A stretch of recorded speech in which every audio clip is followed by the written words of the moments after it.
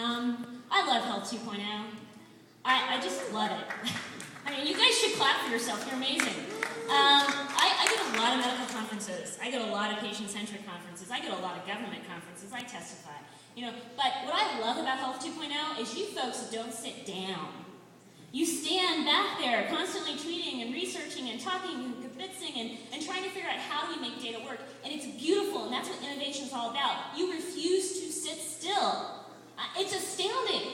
And it's beautiful. Like when Health 2.0 goes to Washington happened, I was amazed. You could tell the Gov folks opposed to the Health 2.0 folks because the people that were seated in the plush seats oftentimes were governmental. So you're a very amazing crowd. And I've been listening to you for 3 days. And as I've listened to you, I created a painting. And that painting is called Bridging the Great Divide. Because a lot of what we're talking about is how do we communicate? How do we bridge communities? How do we take left brain thinking and right brain thinking and combine them? So as you look at this piece, you actually see there are two brains. We have our right brain, our very emotional and creative and artistic side. And that brain is basically a tree of knowledge. And that tree of knowledge has an apple, and that apple is also an eye, because knowledge must have vision. It doesn't go anywhere if you can't see what you're supposed to be doing.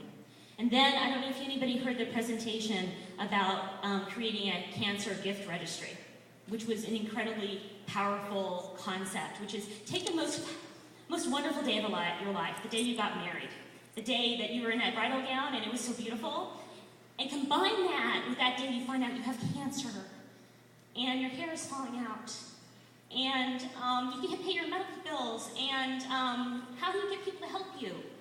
That's brilliant. Let's create a gift registry for those people, because those people need those gifts so very, very badly, and they need so much help. So I combine that into a painting. Yes, isn't it beautiful? Beautiful. And tragic. So as we look at this, we also have a coyote, because as Jeff started this whole thing saying his animal spirit is a coyote, but I put it in sheep's clothing.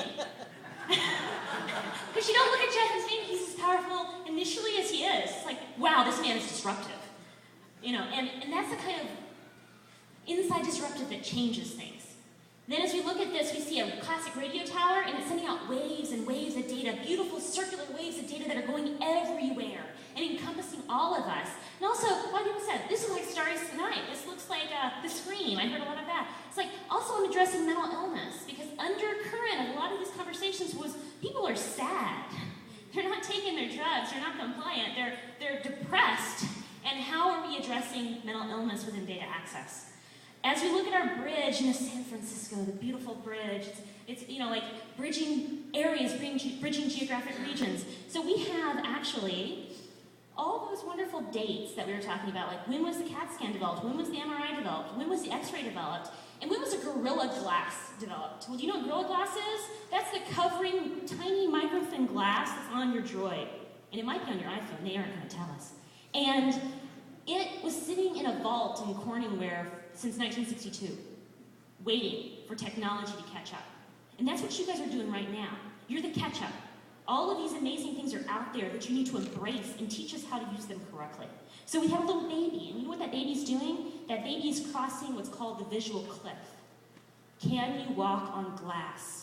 Can you take a step forward when you don't know what's supporting you? Do you have faith in the technology that you're speaking about, even if you cannot see it, nor prove it, nor say that it's currently effective? Can you convince others about how it's going to change absolutely everything? And so this mobile device has sacrificed its glass so a baby can cross, but it's still doing its job. It's going downward, it's letting go of its circuit board, and it's becoming a life raft for all of us that are at home, online, researching, trying to get help for our diseases. That mobile device, mobile technology, is going to change everything, because those of us who are swimming in waters that we don't know how to get out of, it's saving us. And those people in our society that are most underprivileged, inaccessible to care, you know what they have? They have a cell phone and they're texting. And you can reach them, and you can communicate with them, and you can bring them apart and get rid of this great divide. Then as we go deeper in, anybody arachnophobia? Fear of spiders? Okay. There's spider motif within this painting. Like, as you notice, the bridge becomes a web as we go over this way. So we have a black widow concept, and over here, a black widow's is a web spider. She waits for her prey. She waits for it to come, and for many, many years, that's the way we thought of the web. It just sits there. It doesn't go out and find people. We just wait for them to come to us. We have to change that. That's part of what innovation is. So over here, we have a gentleman who's actually a brown recluse. They're called fiddlebacks. They're hunter spiders. You don't know they're coming, and they're going to get you if you don't watch out. So one of the things is, watch out. Things are changing. Things are innovating. Embrace the innovation that's coming. But also, we heard some amazing things about sex in the last couple of days. And so we have our Cupid device over here, and this beautiful woman without a face, and showing you what she has for you. And that's a lot of what we can do with those mobile apps. How can we communicate? How can we bring her into this communication?